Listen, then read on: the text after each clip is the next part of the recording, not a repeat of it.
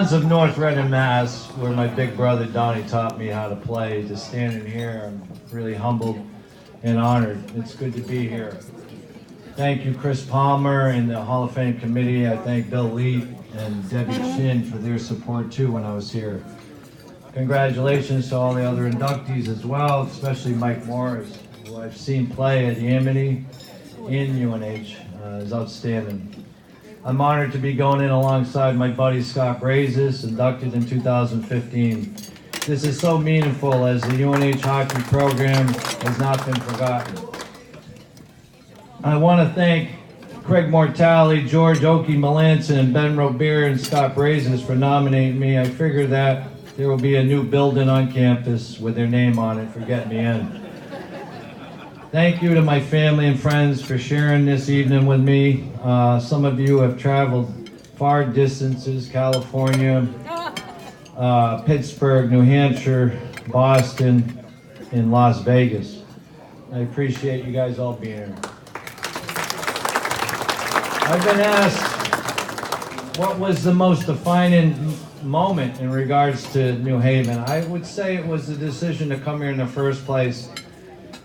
It all led to what I have now, a happy home in West Haven with a beautiful family and great friends. I first met Coach Steve Lane on my 18th birthday at the Boston Garden after a big win our team had during the Massachusetts State Tourney. I was excited to meet with him as he talked about the University of New Haven hockey program. The only thing I knew about New Haven was their baseball team and their great coach, Porky Vieira. I had already committed to Valencia Community College in Orlando to play baseball. As fate would have it, this would all change. I tore my ACL and MCL playing Legion baseball after I graduated from high school. The coach from Valencia wanted me to stay home for a year to rehab my knee, but I didn't want to do that. Coach Lane never gave up on me, offered me a 5-year deal, redshirted me my first year. This deal also included a furnished room at the new Helen Ann complex on campus. He also said there were plans to build a new rink on campus. I swear Coach Lane could sell ice to Eskimos. So let's fast forward just for a minute. My second year, I'm walking across campus, something really ironic happened. This guy comes up to me and he says, "Hey, are you Gary Lindgren?" And I said, "Yeah, who are you?" I was supposed to be your roommate at Valencia. My name is Joel Crampritro, and I play second base, and I just transferred here from Valencia. I couldn't believe it. We became good friends after that. But back to coming here, I loaded up my mother's car with clothes and 8-tracks. Most of you don't know what they are. My stepfather, Paul, with my mother, and we headed to New Haven. They were great, loving, supportive parents to me, hardly ever missing a game I played. I was lucky to have them. So I arrived at Helen Ann Apartments on Saturday morning, knocked on the door, and my first friend and roommate answers the door. He's a big, brawny guy standing in his underwear, a little banged up from the night before. "Hi, I'm Jack Morgenstern. Let me help you with your bed." I said, "Bed?" I thought this place was fully furnished. Coach Lane told you that too. That's the truth. We were such good roommates, he moved out after the first semester to live with his friends from Springfield. The start of school was really hard for me. I was still on crutches, rehabbing my knee, knowing I couldn't play for a full season. Besides, it was the fall of 1978, and being a Red Sox fan from outside of Boston, I didn't realize I was walking into so many Yankee fans being down here. Well, all I can say is Bucky effing Dent. I was hanging with hockey guys, especially Larry Vieira. He was a bad influence on me. Bad hombre. Boy, did we have fun though. My spirits were getting better as my knee got better. And in the spring, despite what all my friends believe, I played on the golf team as well here. A trip to Sebring coaxed me into that, Sebring, Florida. What a blast we had. Now in the fall of '79, it began my 4-year playing career. It was an exciting time period as the United States captured the Olympic gold in 1980. We were all proud to be playing at a college level. I played with so many talented players here, competing against very good teams.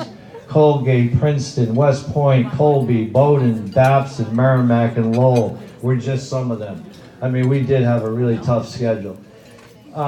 It was a time of the hair, as you just saw in those pictures. Not anymore. There were lots of it, though. Us hockey players were an interesting breed. Crazy. So don't ever let your daughters date hockey players. We were into fashion. We wore beat-up jeans, ripped t-shirts, Timberland boots, flannel shirts, leather jackets, and of course, my good friend Ricky Rose wearing his Dickies and turtleneck sweaters. He looked like Mort from Dick Tracy. And then it happened. We were introduced to Ben Robert, a recruit from Quebec, Canada. He wore Sergio Valente and Sassoon jeans, gold necklaces, silk shirts, and shoes from Paris. He was the French John Travolta. We weren't happy with him making us look like hobos and getting all 10 girls that attended UNH at the time. It was a cast of characters, but we all fit in together. We worked hard and played hard and had a lot of fun. I was happy to be a part of it. I never got the chance to play for Porky, but knowing him gave me inspiration to do better. I'm also thankful to people behind the scenes of UNH hockey. Eric McDowell, Pete Vanderveer, Tony Benetti, Pat Ryan, and Craig Mortali. They did an awesome job. From playing hockey at New Haven, it led me through the doors of other opportunities and adventures that have shaped my life today. And I want to acknowledge those people, so bear with me. My assistant coach, who's a good friend of mine, Tony Catapano, brought me aboard Bender Plumbing Supplies softball team and extended my childhood. But some of them are here this evening. Bobby Garcia, Jimmy Reynolds, Seamus Bohan, Paul Mingle, Mike Ivey, Dave Smith. We all play, Dave Smith, who played football here, my bad. Doug Fortune, who's in the Hall of Fame for baseball here, and especially Dave Holright, a hero of mine, who taught me how to be brave in the face of adversity. Friends forever, thank you guys. Playing hockey here also led me to coaching hockey. Thank you, Larry Vieira, for giving me my first coaching job with you at Brantford. I thank Don Lindley, who we coached there, who's here tonight, and hopefully we didn't screw him up too bad. I thank Paul Mengle, legendary athletic director at Amity, for giving me my first coaching job with hockey there, where I coached for 20 years. I thank Ernie Goodwin, who took over for Paul, who's here tonight too, who's done an awesome job. I'll always appreciate your support and friendship. Donnie was one of my assistants for all 20 years. I still work there as a counselor, a job I love. I love young people. I love working with the teenagers. Amity's become a second home to me. I thank Ed Goldstone, who's here tonight, for hiring me. We coached Michael and Matt Dolan as well, who are here tonight, helped pave the way for our 2 state championships. I'm so proud of these guys for what they're doing with their lives today. I met their father, Ed, along the way, becoming a close friend I love dearly. Amazing person.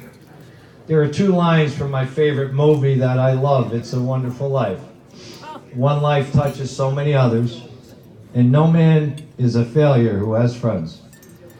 So from all the broken bones and sickness I've had, it was my family and my friends that put me back together again. I want to thank my lovely wife, Laura, who I met 30 years ago. I asked her to go for a ride with me. She had no idea that at times it would be on the crazy train. We began dating. I introduced her to my mother. My mom, Anna, was from Alabama, and with that southern accent, she said, and this is no lie, she said, "Honey, run now while you can. Gary's a lot of trouble." She should have listened, but I thank God she didn't. Laura's my best friend, my soulmate, forever. And get this part of it. She's smart, funny, and beautiful, and she loves me. She's the strongest woman I know. Not only has she saved my life more than once, she's helped me understand how precious life is. We have two amazing daughters together, Eric and Carly, and their best friend growing up together, Kristen, who are here tonight to share this. We adopted Kristen along the way. It's been such a rewarding experience watching them grow into beautiful young women. I'm truly blessed. In conclusion, I'm so grateful that I've been given this opportunity by Steve Lane to come to this wonderful university and to receive a criminal justice degree and extend my career playing a beautiful sport that I love. I want to thank Steve Lane and Tony Catapino for coaching me along with all these outstanding athletes that are here tonight. They're like brothers to me. Rick Sauve, John Luke Garden, Jimmy McQuaid, Jack Morgenstern, Danny Mahoney, Larry Vieira, Rick Rose, George Oakey Melanson, Ben Robert, and Scott Brazes. And isn't it really cool that Scott's son Zach came here this past year, following his father's footsteps, playing on the hockey team here, wearing the same number 4. We played hard on and off the ice and had a lot of fun together. I'll always cherish our time here together, and we still get together every year at the homecoming. Because of you guys, I'm receiving this special honor tonight. I'll always be proud to say I was your teammate. I love you guys. Thank you all.